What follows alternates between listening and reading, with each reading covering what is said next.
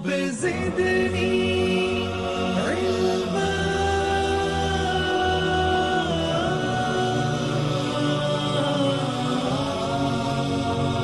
رب زدني علما.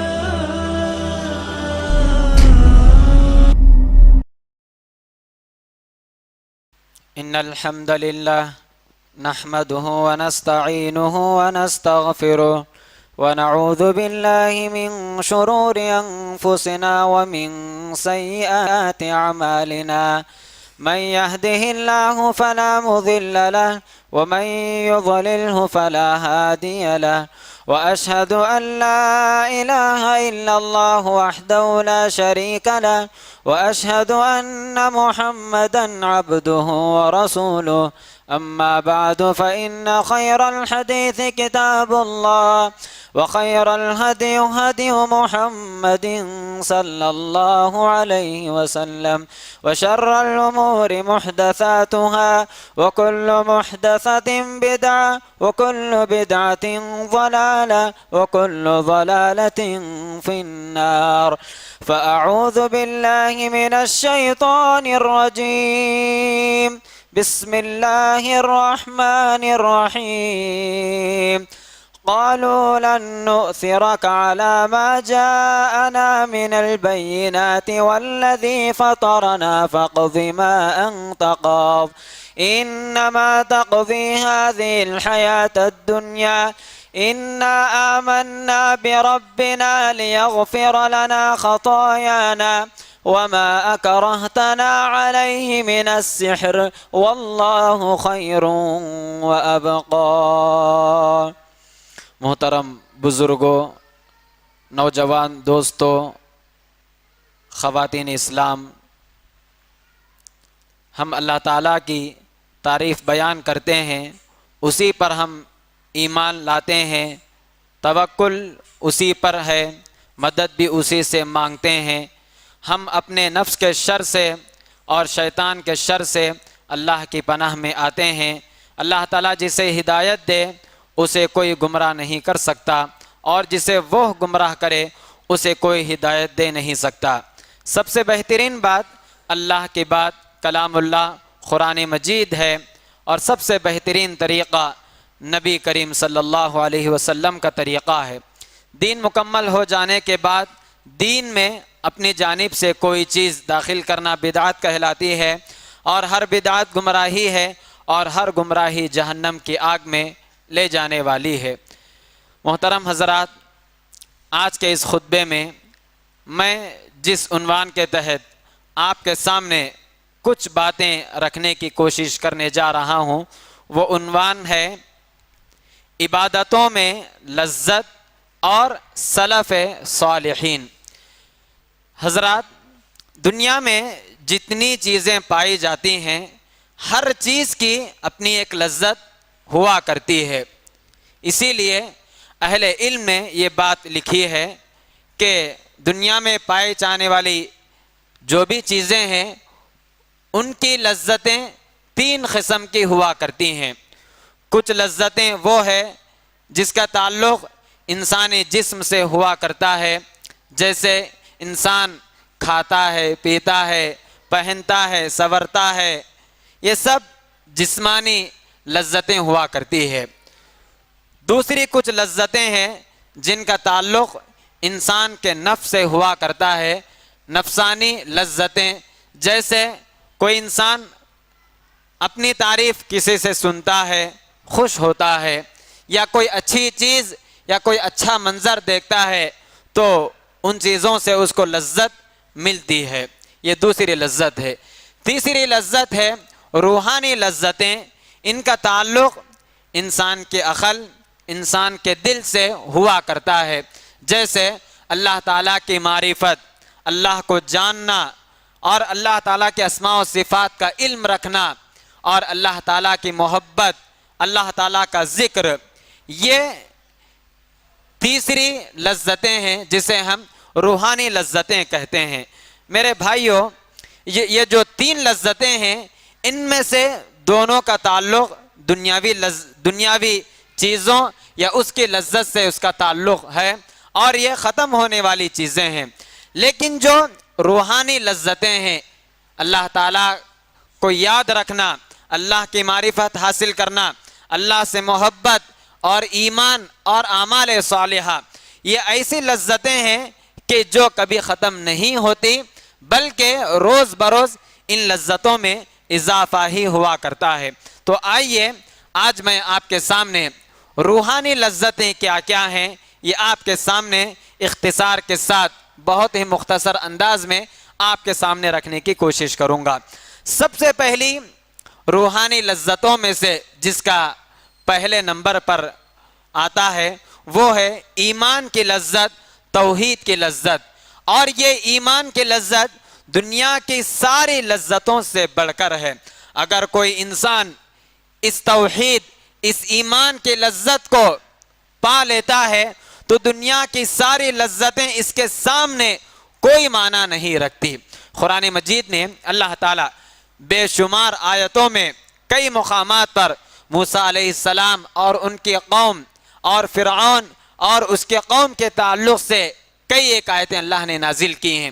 اس میں آپ دیکھیے کہ فرعون نے موسیٰ علیہ السلام سے مقابلہ کرنے کا ارادہ کرتا ہے اور اپنے ملک کے جانے مانے جادوگروں کو مقابلہ کرنے کے لیے دعوت دیتا ہے. جب یہ جادوگر پہنچتے ہیں اس کے دربار میں تو بادشاہ سے پوچھتے ہیں اگر آج ہم جیت جائیں تو ہمارا انعام کیا ہو سکتا ہے. فرعون نے کہا تب تو آپ لوگ میرے قریبی لوگوں میں سے ہو جائیں گے. بہرحال مقابلہ شروع ہوتا ہے. موسیٰ علیہ السلام کے پاس جو کچھ تھا وہ اللہ کی طرف سے معجزہ تھا اور جادوگروں کے پاس جو کچھ تھا وہ جادو تھا. لیکن تھوڑی دیر کے بعد جب ان جادوگروں کو پتا چلا کہ یہ جادو یہ موسیٰ علیہ السلام کے معجزے کے سامنے کوئی حیثیت نہیں رکھتا، جب موسیٰ علیہ السلام کی حقیقت ان جادوگروں پر واضح ہو گئی تو سارے جادوگر اعلان کر بیٹھے قالوا آمنا برب العالمین، اب ہم موسیٰ اور ہارون کے رب پر ایمان لاتے ہیں. یہ سننا تھا. فرعون غصے میں آ کر ان کو سزا کی دھمکی دیتا ہے، کہتا ہے کہ اگر تم لوگ اجازت کے بغیر موسیٰ پر ایمان لاؤ گے تو میں دنیا ہی میں تم کو کڑی سزا دوں گا. لیکن چونکہ جادوگر ایمان کی لذت کو پا چکے تھے، حقیقت کیا ہے وہ اس کو جان چکے تھے، کسی بھی حالت میں یہ جادوگر فرعون کی دھمکیوں سے ڈرے بغیر یہ اعلان کرتے ہیں دربار میں قالوا لن نؤثرك على ما جاءنا من البينات، کہ اللہ کی قسم جس نے ہمیں پیدا کیا، ہرگز ہم یہ واضح نشانیاں آنے کے بعد اے فرعون تیری اس چیز پر ہم ایمان نہیں رکھ سکتے اور تجھے سچا نہیں مان سکتے. لہٰذا دنیا میں تو جو کچھ کر سکتا ہے کر گزر، دنیا کا نقصان ہو سکتا ہے لیکن ہماری آخرت محفوظ ہے. اب ہم ایمان لا چکے، جو کچھ کرنا ہے کر لے. حضرات اس واقعے سے میں بتانا چاہتا ہوں کہ جب آدمی ایمان کی لذت کو پا لیتا ہے تو دنیا کی بڑی بڑی قوموں، دنیا کے بڑے بڑے بادشاہوں کے سامنے آنکھ سے آنکھ ملا کر بات کر سکتا ہے. دنیا کے جادوگروں یا دنیا کے بادشاہوں کی بادشاہت اور ان کی قوت اور ان کی حکومت کا اسے کوئی پرواہ نہیں، کیونکہ وہ اللہ سے اس کا تعلق جڑ چکا اور ایمان اس کے دل میں داخل ہو چکا. تو بہرحال یہ ایک واقعہ ہے. اب آپ دیکھیے صحابہ کرام کی زندگیوں میں قدم قدم پر وہ کیسے اعمال کے ذریعے سے ایمان کی لذت کو محسوس کیا کرتے تھے. ایک دو واقعے میں آپ کے سامنے بتاؤں گا. حضرت خبیب رضی اللہ عنہ جب ان کو کفار مشرکین نے گرفتار کر کے سزا دینا چاہا اور سزا سنا دی گئی کہ اب آپ کو سولی دی جائے گی، تو اس وقت کافروں نے حضرت خبیب رضی اللہ عنہ سے یہ سوال کیا کہ زندگی کی آخری خواہش تمہاری کیا ہے تاکہ ہم اس کو پورا کر سکیں. حضرت خبیب رضی اللہ عنہ بڑے اطمینان سے جواب دیتے ہیں کہ اس وقت مجھے صرف نماز کی اجازت دی جائے تاکہ اس کے بعد میری موت ہو۔ تو بہرحال کافروں نے حضرت خبیب رضی اللہ عنہ کو اجازت دی۔ بڑے اطمینان کے ساتھ خبیب رضی اللہ عنہ نماز ادا کرتے ہیں۔ نماز کے بعد کافروں کی طرف متوجہ ہو کر کہتے ہیں کہ واللہ لولا ان تقولوا ان نبی جزعا لزدت فی الصلاۃ، کافروں سنو کہ میرا دل تو یہ چاہتا تھا کہ میں نماز کو اور بھی لمبی کروں اور بھی اس کو تاخیر کروں، لیکن دل میں خیال آیا کہ کہیں تم لوگ یہ نہ سمجھو کہ دیکھو یہ خبیب موت کے ڈر کی وجہ سے اپنی نماز کو لمبی کر رہا ہے، اگر یہ اندیشہ نہ ہوتا تو میں اپنی نماز کو جاری رکھتا اور اس کو لمبی کرتا، کیونکہ اس میں جو سکون مجھ کو مل رہا تھا وہ سکون میں ختم کرنا نہیں چاہتا تھا۔ حضرات اسی طرح آگے بڑھیے، ایمان جب انسان کے دل میں داخل ہو جائے تو اپنی موت کو بھی سامنے دیکھ کر وہ موت سے گھبراتا نہیں۔ یہ حضرت عبداللہ بن حذافہ سہمی رضی اللہ عنہ ہے، ان کو رومی لوگ گرفتار کرتے ہیں اور کہتے ہیں کہ دیکھو تم موت سے بچنا چاہتے ہو تو نصرانیت قبول کرو، عیسائیت قبول کرو، ورنہ تمہارا انجام برا ہو سکتا ہے۔ اس کے بعد ان مشرکین نے، ان کافروں نے حضرت عبداللہ کے لیے ایک پیتل میں ہانڈی میں گرم گرم تیل کھولایا گیا اور ان سے کہا گیا کہ دیکھو ابھی بھی موقع ہے کہ تم نصرانیت قبول کر لو۔ حضرت عبداللہ بن حذافہ رضی اللہ عنہ کہنے لگے میں اسلام کو نہیں چھوڑ سکتا، خواہ اس کے لیے میری موت بھی کیوں نہ آ جائے۔ اس کے بعد لوگوں کو حکم دیا گیا کہ ان کو پکڑا جائے اور ان کو گرم گرم تیل میں ڈال دیا جائے۔ تو اس وقت حضرت عبداللہ بن حذافہ رضی اللہ عنہ رونے لگے، تو لوگوں نے کہا کہ دیکھو ان کو چھوڑ دو، یہ موت کی وجہ سے ڈر رہے ہیں۔ تو اس وقت حضرت عبداللہ بن حذافہ رضی اللہ عنہ کہنے لگے کہ لوگوں سنو، میں اس لیے نہیں رو رہا ہوں کہ اب میری زندگی کا خاتمہ ہے، میں اب مرنے والا ہوں، بس مجھے غم اس لیے ہو رہا ہے، میں اس لیے رو رہا ہوں کہ دنیا میں میری ایک جان ہے، ایک زندگی ہے، اگر ایسے ہی میری جانیں اور بھی زیادہ ہوتی تو یاد رکھو اور ایسا ہی سلوک مجھ سے کیا جاتا تو میں ہر مرتبہ اپنی جان اللہ کی راہ میں دینے کے لیے تیار ہو جاتا، لیکن میں اس اسلام کو چھوڑ کر کسی اور مذہب کو قبول کرنا میں نہیں چاہتا۔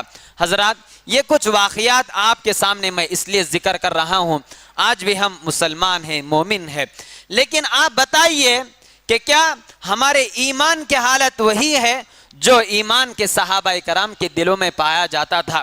وہ سامنے آنکھوں سے موت کو دیکھ رہے ہیں، لیکن اس کے باوجود وہ موت کی وجہ سے اپنا اسلام نہیں چھوڑ رہے ہیں، اپنا ایمان نہیں چھوڑ رہے ہیں۔ وجہ کیا ہے کہ ان کو یہ معلوم ہو چکا کہ ایمان میں جو لذت ہے وہ لذت دنیا کی کسی اور چیز میں نہیں ہے۔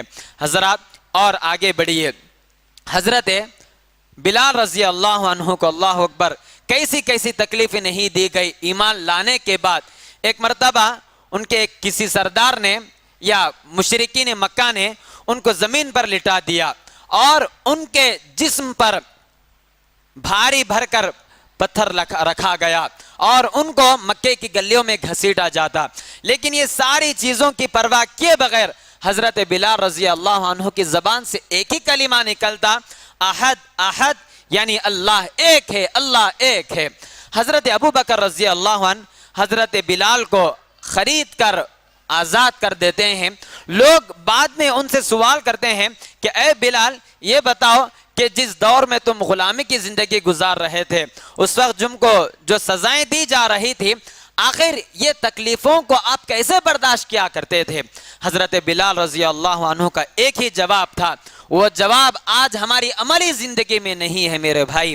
یہ حضرت بلال رضی اللہ عنہ جواب دیتے ہیں، مزجت حلاوت الایمان بمرارت العذاب فطغت حلاوت الایمان علی مرارت العذاب فلم اشعر بذلک من شیء، کہ جب ایمان کی لذت ان تکلیفوں کے ساتھ مل گئی تو پھر ایمان کی لذت غالب ہو گئی اور یہ سزائیں ہیج ہو کر رہ گئیں، لہٰذا ان تکلیفوں کا مجھے کچھ بھی احساس نہیں ہوا۔ یہ حضرت بلال رضی اللہ عنہ کو جواب تھا۔ میرے بھائیوں، انہوں نے ایمان کی لذت کو پا کر کیسی کیسی تکلیفوں کو اپنے جسم کے لیے برداشت کیا، لیکن ایمان چھوڑنے کے لیے تیار نہیں ہوئے۔ حضرات، یہ ہے ایمان کی لذت اور یہ ہے صحابہ کرام کی زندگی میں پائے جانے والے ایمان کی حقیقت۔ آج ہم میں سے ہر ایک کو اپنی ایمان کا جائزہ لیں کہ کہاں تک ہم اپنے ایمان کی لذت کو ہم اپنی زندگی میں محسوس کرتے ہیں اور کہاں کہاں پر ہم اپنے ایمان کو دنیا کے لیے بیچ دیتے ہیں۔ آج ہم میں سے ہر ایک کو اس پر غور کرنا چاہیے۔ حضرات، روحانی لذتوں میں سے ایک اہم لذت جس عبادت کے ذریعے سے بندہ حاصل کرتا ہے وہ ہے نماز۔ پیارے رسول صلی اللہ علیہ وسلم اپنے بارے میں یہ کہتے ہیں، جعلت قرۃ عینی فی الصلاۃ، میری آنکھوں کی ٹھنڈک نماز میں رکھی گئی ہے۔ یہ صرف اللہ کے نبی کا قول ہی نہیں، فعلی طور پر آپ دیکھیے۔ ایک مرتبہ اللہ کے رسول صلی اللہ علیہ وسلم بلال رضی اللہ عنہ سے کہتے ہیں کہ یا بلال قم فارحنا بالصلاۃ، اے بلال اٹھو، اذان دو اور نماز کے ذریعے سے ہمیں راحت پہنچاؤ، سکون پہنچاؤ۔ ان دونوں حدیثوں میں رسول اللہ صلی اللہ علیہ وسلم اپنی آنکھوں کی ٹھنڈک یا اپنے جسم کی ٹھنڈک نماز میں قرار دے رہے ہیں، اور حقیقت بھی یہی ہے کہ نماز یہ وہ چیز ہے کہ جس کے ذریعے سے ایک بندے مومن ڈائریکٹ اللہ تعالیٰ سے بات کرتا ہے، اپنا دکھڑا اللہ کے سامنے رکھتا ہے، اپنی زندگی کے مسائل کو اللہ کے سامنے اکیلے میں، جبکہ کوئی اور نہیں سن سکتا، ایسی حالت میں بندہ اللہ کے سامنے نماز کے ذریعے سے، ان عبادتوں کے ذریعے سے اپنا دکھڑا اللہ کے سامنے رکھتا ہے۔ میرے بھائیوں، آپ آگے دیکھیے، سلف صالحین کی زندگی میں نماز کے ذریعے سے ان کو کیسی کیسی راحت ملا کرتی تھی۔ یہ حضرت ابو الدرداء رضی اللہ عنہ ہے، ایک مرتبہ اپنے ساتھیوں کو تہجد کی نماز پڑھانے لگے تو اس رات انہوں نے قرآن مجید سے 7 سے 8 پاروں کی تلاوت نماز میں کی۔ کچھ صحابہ کرام پیچھے موجود تھے۔ جب نماز ختم ہوئی تو پیچھے جو صحابہ کرام تھے ابو الدرداء رضی اللہ عنہ سے کہنے لگے، لقد خففت بنا اللیل، کیا بات ہے کہ اے ابو الدرداء، آج رات آپ نے ہمیں نماز تہجد بہت ہی مختصر پڑھائی۔ اندازہ لگائیے، قرآن مجید کا 1/4 حصہ یعنی 7 سے 8 پاروں کی تلاوت ایک نماز میں، تہجد کی نماز میں پڑھا رہے ہیں، لیکن صحابہ کرام جو پیچھے تھے اتنی لمبی قرات کے باوجود ان کا جواب کیا ہے کہ آپ آج تہجد کی نماز بہت ہی کم وقت میں پڑھائی ہے۔ تو یہ حقیقت کیا تھی؟ صحابہ کرام جب نماز کے لیے کھڑے ہوتے ہیں تو رات گزر جاتی ہیں، ایک سے کئی ایک جز ہو جاتے ہیں، لیکن ان کو یہ محسوس نہیں ہوتا کہ وقت زیادہ ہو چکا ہے، نماز لمبی ہو چکی ہے، یہ ان کو کبھی نہیں گزرتا۔ الٹا یہ اپنے امام سے کہتے ہیں کہ نماز آج آپ نے بہت ہی مختصر کرا دی۔ یہ نماز کی لذت جو صحابہ کرام محسوس کرتے تھے، آج وہ نماز میں ہم وہ لذت محسوس نہیں کرتے۔ حضرات، اور آگے بڑھیے، سلف صالحین میں سے کسی کا قول ہے، وہ کہتے ہیں، ما صلیت صلاۃ الا وشقت الی ما بعدها، جب میں ایک نماز سے فارغ ہو جاتا ہوں تو دوسری نماز کی یاد مجھے ستانے لگتی ہے۔ تو یہ کیا چیز ہے کہ ایک نماز ختم نہیں ہوتی، دوسری نماز کی لذت یا دوسری نماز کی یاد وہ سلف صالحین کو ستایا کرتی تھی۔ کیوں؟ اس لیے کہ نماز کے اندر ان کو وہ راحت ملتی تھی، وہ سکون ملتا تھا، وہ حلاوت ملتی تھی جو حلاوت کی دنیا کی کسی اور چیز میں نہیں رکھی گئی۔ میرے بھائیوں، اور آگے بڑھیے، روحانی لذتوں میں سے تیسری چیز ہے قرآن کی تلاوت۔ میرے بھائیوں، قرآن مجید میں اللہ تعالیٰ نے جو تاثر رکھا ہے، جو حلاوت رکھا ہے، وہ آج ہم مسلمان کم ہی محسوس کرتے ہوں گے، لیکن ہم سے زیادہ جو غیر ہے، جو اسلام کو قریب سے پڑھنا چاہتے ہیں، جب وہ قرآن مجید کو پڑھنے لگتے ہیں تو تھوڑے دنوں کے بعد ان کی زندگی بدل جاتی ہے، وہ اپنا کلچر بھول جاتے ہیں، اپنا مذہب چھوڑنے پر مجبور ہو جاتے ہیں۔ کیا بات ہے کہ وہ انسان جس کی زندگی کا ایک بڑا حصہ اسلام سے دور بت پرستی میں، شرک میں، کسی اور چیز میں اس کی زندگی گزرتی ہے، لیکن جب وہ قرآن مجید سے اپنا تعلق قائم کر لیتا ہے تو چند ہی دنوں میں اس کی زندگی بدل کر رہ جاتی ہے۔ تو یہ کہنے کا مطلب یہ ہے کہ ہم سے زیادہ غیر لوگ قرآن کی تاثیر اور قرآن کی جو حلاوت اور مٹھاس ہے وہ ہم سے زیادہ اسے محسوس کرتے ہیں۔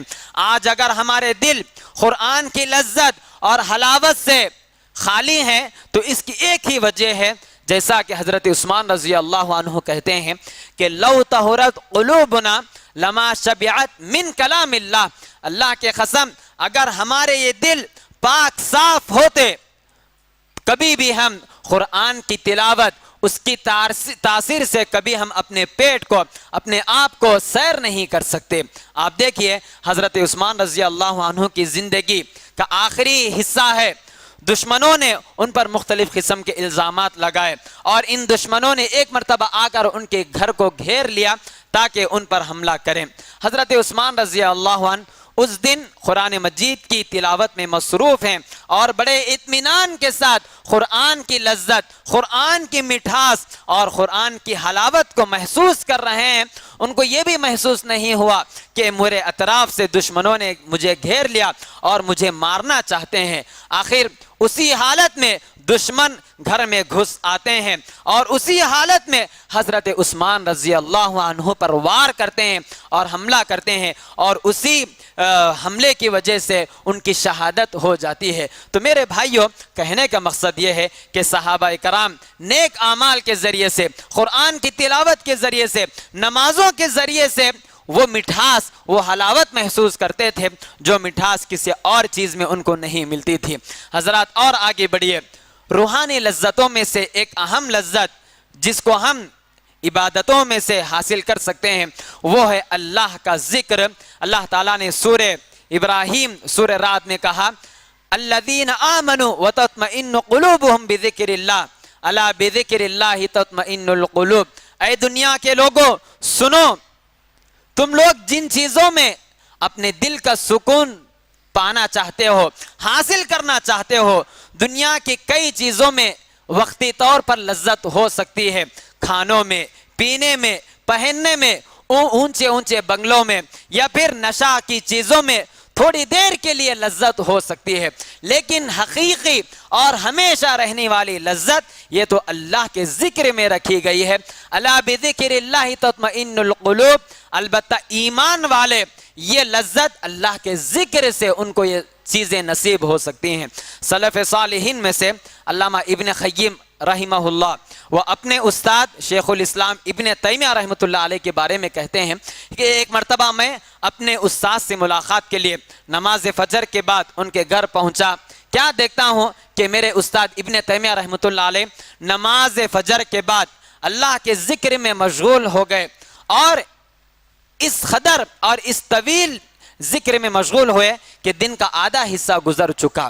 جب اپنے مکمل ذکر سے فارغ ہوئے تو میرے استاد میری طرف متوجہ ہو کر کہنے لگے کہ اے ابن قیم سنو، ان ہذہ غدوتی، یہ میرا ناشتہ تھا جو اب تک تم دیکھتے آ رہے ہو، ولو لم اتغد ھذا الغداء لسقطت قوتی، اگر میں ہر دن یہ ناشتہ نہ پاؤں، یہ حاصل نہ کروں تو میرا جسم کمزور ہو جائے گا اور میں کسی کام کے لائق نہیں رہوں گا۔ تو یہ ابن تیمیہ رحمۃ اللہ علیہ کا ناشتہ تھا جو نماز فجر کے بعد سے لے کر بہت دیر تک اللہ کے ذکر میں مشغول ہوا کرتے تھے۔ اور یہ ابن تیمیہ رحمۃ اللہ علیہ وہ شخصیت ہے کہ جن کی کتابوں کو پڑھے بغیر کوئی عالم صحیح عالم نہیں ہو سکتا۔ ابن تیمیہ رحمۃ اللہ علیہ کی زندگی کا آخری حصہ جیل میں کرتا ہے۔ وہ کہتے ہیں کہ جن دنوں میں میں جیل میں تھا، میں جیل میں رہتے ہوئے 80 مرتبہ اللہ کے کلام کو میں نے غور سے پڑھا۔ تو بھائیو، اللہ کے کلام میں وہ تاثیر ہے، وہ حلاوت ہے اور اللہ کے ذکر میں وہ لذت ہے جو لذت کسی اور چیز میں اللہ نے نہیں رکھی ہے۔ میرے بھائیو اور آگے بڑھتے ہیں، روحانی لذتوں میں سے ایک اہم لذت علم کو حاصل کرنا، اس میں بھی اللہ تعالیٰ نے عجیب قسم کی مٹھاس رکھی ہے۔ علامہ ابن الجوزی رحمۃ اللہ علیہ اپنے بارے میں کہتے ہیں لقد كنت في حلاوة طلب العلم القى من الشدائد، کہ میں اپنے بچپن میں علم دین کو حاصل کرنے میں بڑی مشقتوں کا سامنا کرنا پڑا، اور یہ تکلیفیں اور یہ مشقتیں میرے لیے شہد سے بھی زیادہ لذیذ ہوا کرتی تھی۔ میں صبح سویرے اپنے گھر سے کچھ روٹیاں لے کر نکل جاتا، اور جب بھوک محسوس ہوتی تو کسی پانی کے کنارے بیٹھ جاتا، نہر کے کنارے بیٹھ کر اپنی بھوک کو مٹا لیتا، لیکن آنے والی ان تکلیفوں کو میں برداشت کرتے ہوئے علم طلب میں آگے بڑھا کرتا تھا۔ امام شافعی رحمۃ اللہ علیہ سے کسی نے پوچھا کہ اے امام شافعی رحمۃ اللہ علیہ، یہ بتائیے آپ کو علم دین سے اتنا شغف کیسے حاصل ہوا؟ کیا سبب ہے کہ جس کی وجہ سے آپ علم میں اس قدر مشغول ہیں؟ تو انہوں نے کہا کہ جب میں اپنے استاد سے کوئی نئی بات سنتا ہوں، کوئی نیا حرف سنتا ہوں، تو میری تمنا ہوتی ہے کہ جسم کے سارے اعضاء کے لیے ایک ایک کان ہوتے، تاکہ ہر کان اس علم کی یا اس نئے حرف کی لذت سے سارا جسم لذت محسوس کرے۔ یہ میرا اپنا ہر چیز کو سیکھنے میں میرا لذت ہوا کرتی تھی۔ اسی طرح ابن تیمیہ رحمۃ اللہ علیہ اپنے بارے میں کہتے ہیں کہ ان فی الدنیا جنہ، کہ دنیا میں بھی ایک جنت ہے، دنیا میں بھی ایک جنت ہے، من لم يدخلها لم يدخل جنت الآخرہ، جو آدمی دنیا میں موجود جنت میں داخل نہیں ہوگا وہ آخرت کی جنت میں بھی داخل نہیں ہو سکتا۔ میرے بھائیو، دنیا کی جنت کیا ہے؟ دنیا کی جنت یہی ہے کہ آدمی اپنی زندگی کا حصہ اللہ کی عبادت میں گزارے۔ جو آدمی اپنی زندگی کو اللہ کی عبادت میں نہیں گزارے گا تو گویا وہ جنت میں، دنیا کی جنت میں داخل نہیں ہوا، اور جو دنیا کی جنت میں داخل نہیں ہوا عبادت کر کے، وہ آخرت کی جنت میں بھی داخل نہیں ہو سکتا۔ میرے بھائیو، ہمیں چاہیے کہ عبادتوں میں لذت پانے کے لیے ہمیں کچھ اسباب کو اپنانے پڑیں گے۔ جب تک ہم ان ذرائع کو، ان اسباب کو نہیں اپنائیں گے، ہم جو بھی عبادت کر رہے ہیں حقیقی معنوں میں عبادتوں کے لذت کو ہم محسوس نہیں کر سکتے۔ پہلی چیز یا پہلا کام عبادتوں میں لذت پانے کے لیے ضروری ہے کہ ہم اپنی عبادتوں میں ہمیشہ بہتری لانے کی کوشش کریں۔ ہم الحمدللہ نماز پڑھتے ہیں، روزہ رکھتے ہیں، قرآن کی تلاوت، اللہ کا ذکر کرتے ہیں، مختلف عبادتیں کرتے ہیں، لیکن ہم بڑی سستی کے ساتھ اور ادھورے پن سے ہماری عبادتیں ہوتی ہیں۔ لیکن سلف صالحین کا یہ طریقہ تھا کہ جب بھی کوئی عبادت کرتے تو پوری طرح وہ کوشش کرتے کہ میری یہ عبادت کا پورا حق ادا ہو۔ اسی لیے سلف صالحین اپنے بارے میں کہتے ہیں کہ کعبۃ الصلاۃ 20 سنۃ، کہ سلف صالحین کہتے ہیں کہ میں اپنی نماز کو بہتر بنانے کے لیے اس کے پیچھے 20 سال محنت کرنی پڑی۔ یعنی وہ نماز تو پڑھتے تھے لیکن ہر نماز میں خشوع خضوع جو کم ہوتا تھا اس خشوع خضوع کو آنے والی نماز میں مکمل کیا کرتے تھے۔ تو سلف صالحین عبادتوں کو اہم اور مکمل خشوع خضوع سے ادا کرنے میں کافی محنت کیا کرتے تھے۔ وہ اپنے بارے میں کہتے ہیں کہ 20 سال جب میں اپنی نماز کو اچھی بنایا تو اس کے بعد میں 20 سال تک نماز کی لذت کو میں محسوس کرتا رہا۔ اسی طرح آپ دیکھیے دوسرا ذریعہ عبادتوں میں لذت پانے کے لیے بہت ضروری ہے کہ ہم اپنے آپ کو جس قدر ہو سکے گناہوں سے بچانے کی کوشش کریں۔ جو آدمی گناہوں سے اپنے آپ کو نہیں بچائے گا وہ اگرچہ کہ عبادت بھی کرتا ہو لیکن عبادتوں کی جو لذت ہے وہ لذت اس کو مل نہیں سکتی۔ حضرت وہیب بن وہب رحمۃ اللہ علیہ سے پوچھا گیا کہ اے وہیب یہ بتائیے هل یجد طعم الایمان من یعصی اللہ، جو آدمی اللہ کی نافرمانی کرے کیا وہ آدمی ایمان کی لذت کو پا سکتا ہے؟ انہوں نے جواب دیا لا، نہیں پا سکتا۔ پھر آگے یہ بھی کہا ولا من ہم بالمعصیہ، گناہ تو کرنا دور کی بات، جو آدمی گناہ کا بھی ارادہ کرے ایسے آدمی کو بھی عبادتوں کی لذت محسوس نہیں ہوتی۔ میرے بھائیو، یہاں ہم سوچ کر، یہاں ٹھہر کر ہم اپنی زندگیوں کا جائزہ لیں، ہم کتنے گناہ کرتے ہیں اور اس کے ساتھ ساتھ ہم عبادت بھی کرتے ہیں، تو کیا ہمیں اپنی عبادتوں میں جو لذت ہے وہ لذت حقیقی معنوں میں حاصل ہوتی ہے یا نہیں؟ آپ اور میں سوچنے کی یہ ضرورت ہے۔ اور آگے بڑھیے، جو آدمی گناہوں میں جس قدر بے باک ہو جاتا ہے، جس قدر گناہوں کی طرف آگے بڑھتا ہے، اللہ تعالیٰ اس آدمی کو اسی قدر نیکی کم سے کم کرنے کی توفیق دیتا ہے۔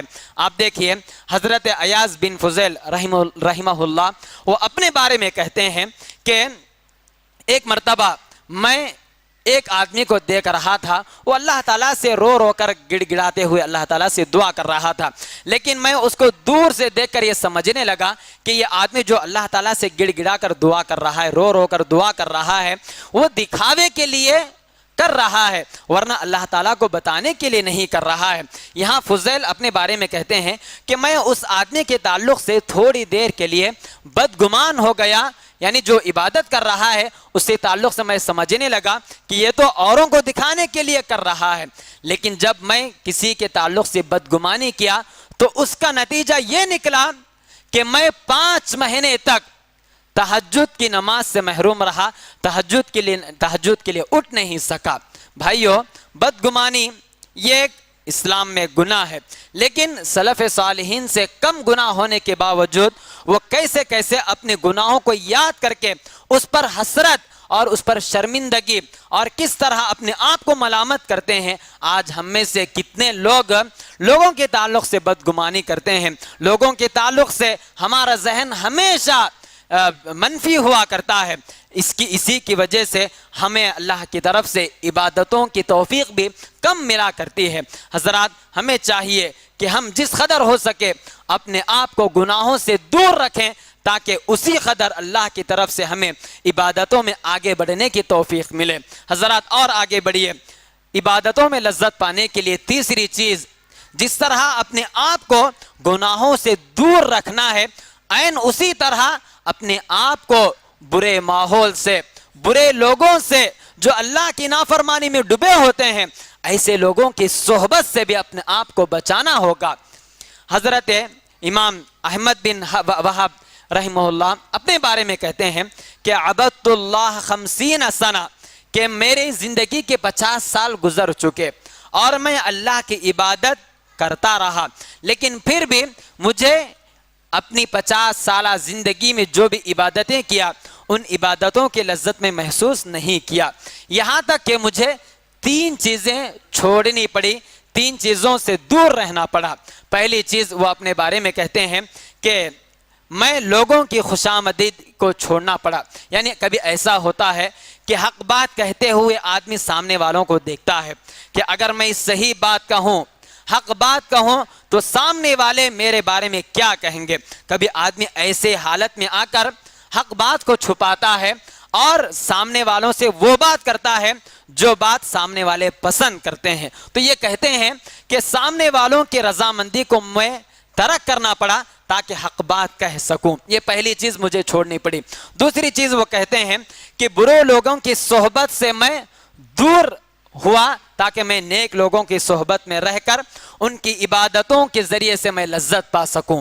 اور تیسری چیز انہوں نے بتائی کہ دنیاوی لذتوں کو مجھے ترک کرنا پڑا تاکہ اخروی لذتیں مجھے حاصل ہو سکیں۔ حضرات، یہ چیز ہے کہ ہم اپنے آپ کو جہاں گناہوں سے بچائیں، وہیں برے ماحول سے، برے لوگوں سے اپنے آپ کو بچائیں تاکہ ہم عبادتوں کی لذت محسوس کر سکیں۔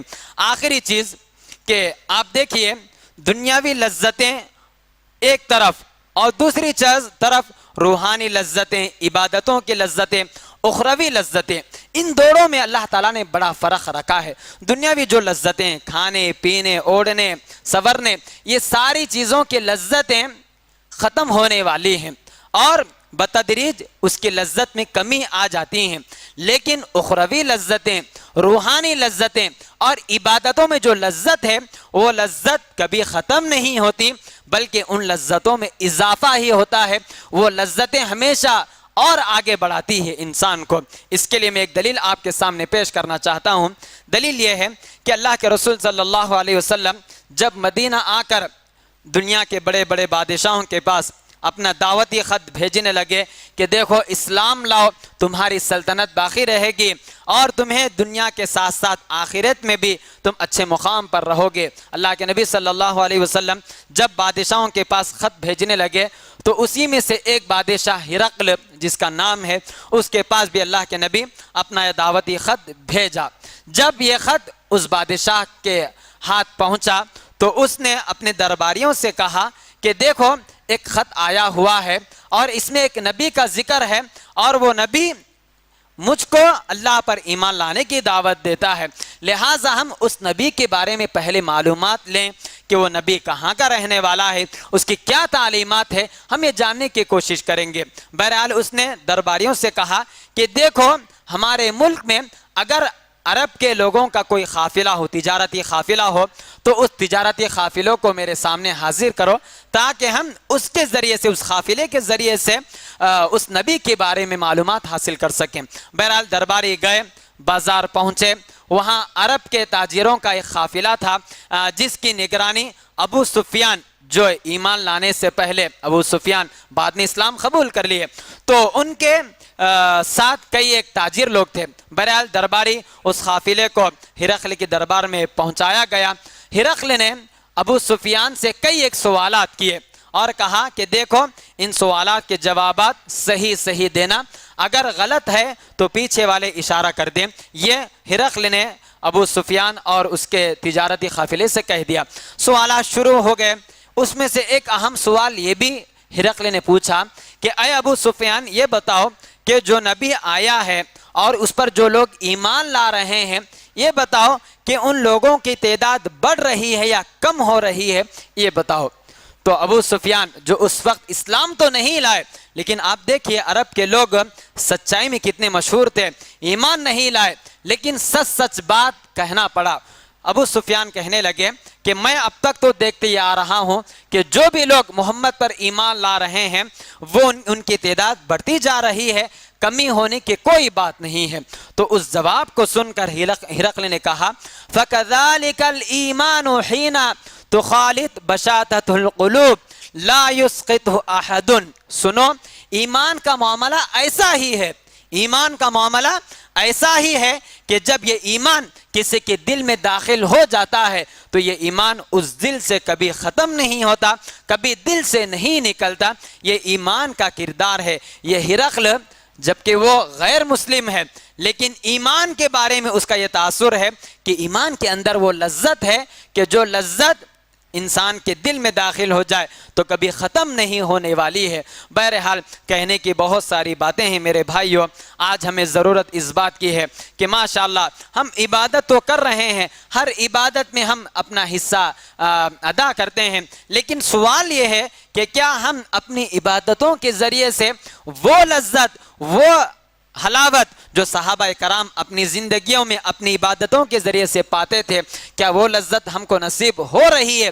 اگر کسی کو ہو رہی ہے تو اللہ تعالیٰ کا شکر ادا کرنا چاہیے، اور اگر ان عبادتوں کے ذریعے سے ہمارے ایمان کی لذت، ہمارے نیک اعمال میں لذت ہم کو نہیں مل رہی ہے تو یہ سمجھ لیجئے کہ ہمارے اپنے گناہوں کا نتیجہ ہے کہ ہم گناہوں میں جس قدر آگے بڑھتے ہیں اسی قدر اللہ کی طرف سے توفیق کم ہی ملتی ہے، اور جس آدمی کے گناہ زیادہ ہوں ایسے آدمی کی عبادت اگر ہو بھی تو ایسی عبادتوں میں لذت انسان کو محسوس نہیں ہوتی۔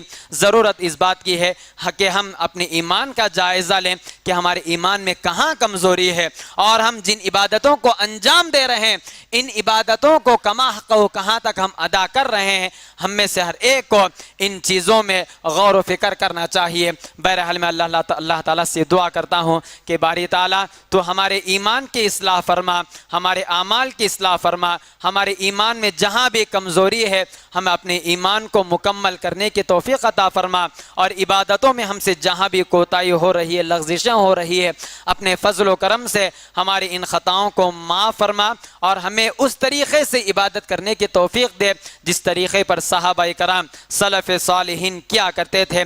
دنیا میں جب تک رکھے اللہ تعالیٰ ایمان کی حالت میں رکھے۔ باری تعالیٰ ہم میں سے جو پریشان ہے ان کی پریشانیاں پریشانیاں دور فرما، جو بھی قرضوں میں ملوث ہے اللہ تعالیٰ ان کے قرضوں کی ادائیگی کے لیے آسانیاں پیدا فرما۔ اے اللہ ہم میں سے جو دنیا سے گزر چکے ہیں اللہ تعالیٰ ان کی مغفرت فرما۔ اے اللہ ہم میں سے جو بھی بیمار ہیں اللہ تعالیٰ انہیں صحت و تندرستی عطا فرما۔ باری تعالیٰ ملک کے حالات بہت ہمارے لیے خراب ہوتے جا رہے ہیں، اے اللہ تو ہمارے ایمان کی اور ہماری عبادتوں کی قدر کرتے ہوئے ہمیں ان حالات میں ایمان پر ثابت قدم رہنے کی توفیق عطا فرما۔ اے اللہ یہاں کے باشندوں کو، یہاں کے ذمہ داروں کو اے اللہ ایمان کی دولت سے اللہ انہیں سرفراز فرما۔ اے اللہ انہیں ہمارے حق میں خیر خواہ بننے کی توفیق عطا فرما۔ اے اللہ جو بھی پریشان ہے اللہ ان کی پریشانیاں دور فرما، جب تک رکھے ایمان کے حالت میں رکھے، جب ہمارا خاتمہ ہو تو خاتمہ بالخیر ہو، آمین۔ بارک اللہ لنا ولکم فی القرآن المجید ونفعنا وإیاکم بما فیہ من الآیات والذکر الحکیم، انہ تعالی جواد کریم ملک بر رؤوف رحیم ورب حلیم۔